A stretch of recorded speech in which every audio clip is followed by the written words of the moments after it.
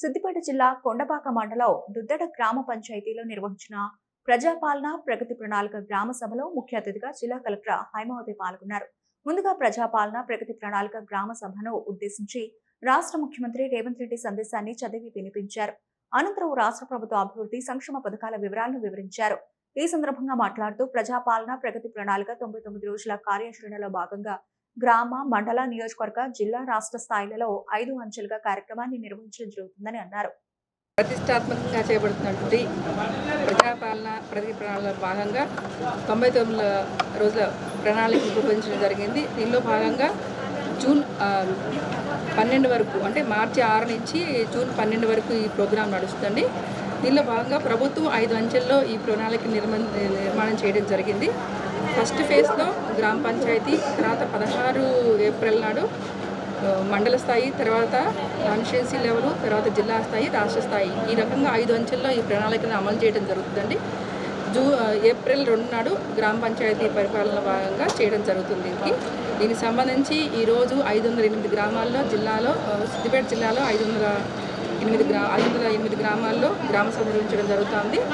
ఈరోజు అన్ని చోట్ల కూడా ఈ ప్రభుత్వం అమలు చేస్తున్న పథకాలన్నిటి కూడా Kalyana Lakshmi, Shaadi Mubarak, Rythu Bharosa, 200 units free current, 500 units subsidy gas, అలాగే మహాలక్ష్మి పథకంలో మనకి ఫ్రీ బస్సు ఫెసిలిటీసు, తెలంగాణ మహిళలకి అమలు చేస్తున్న అనేక సంక్షేమ పథకాలన్నింటిలో కూడా ఈ గ్రామంలో స్థాయిలో చర్చించడం జరుగుతుంది. లబ్ధిదారుల యొక్క పేర్లు చదివి వినిపించడం జరుగుతుంది.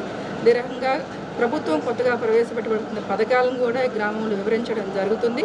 ముఖ్యంగా ప్రభుత్వం ఈ సంవత్సరం కొత్తగా మధ్యాహ్న భోజన పథకం అప్ టు ఇంటర్మీడియట్ వరకు కూడా అమలు చేయడం జరుగుతూ ఉంది.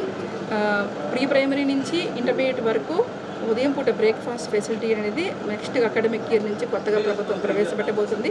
అదే రకంగా అందరికి కూడా బీమా సౌకర్యం కూడా ఏర్పాటు చేస్తుంది. ఇప్పటివరకు మహిళా సంఘాలకు మాత్రమే ఉన్న బీమా సౌకర్యం అన్ని కుటుంబాలకు కూడా రాష్ట్ర వ్యాప్తంగా ప్రభుత్వం అమలు చేయబోతుంది. ఇదే రకంగా రైతులకు క్రాప్ డైవర్సిఫికేషన్ గురించి కూడా రైతులందరికీ కూడా అవగాహన కల్పించడం కోసం కూడా ప్రభుత్వం కొత్త ప్రణాళికలు రూపొందించడం జరిగిందండి. వీటన్నింటి గురించి కూడా గ్రామ స్థాయిలో చర్చించడం జరిగింది. రైతులందరూ కూడా అవగాహన కల్పించడం కోసం కూడా మేము ప్రయత్నం చేస్తున్నాము. అదే రకంగా గ్రామంలో ఉన్న సమస్యలన్నిటికీ కూడా వాళ్ళ యొక్క మా దృష్టికి తీసుకురావడం జరిగింది.